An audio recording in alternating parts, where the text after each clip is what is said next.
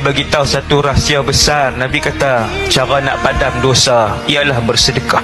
Selalu saya bagi tahu diri saya dan kita semua, sedekah hari-hari walaupun sikit, walaupun RM1. Yang mampu RM1, sedekah RM1 tiap-tiap hari.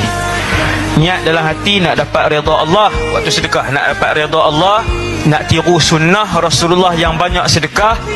Nombor 3, niat untuk Nabi beritahu pasal sedekah tu, memadamkan dosa. Ya Allah, ni nak padam dosa lama.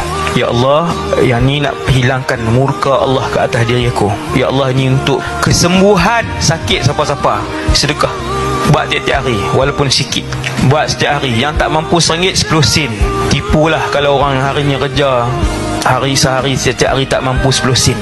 Mana lebih Allah suka? Yang berterusan sepanjang tahun setiap hari RM1, ataupun dia bagi 1000 sekali ya?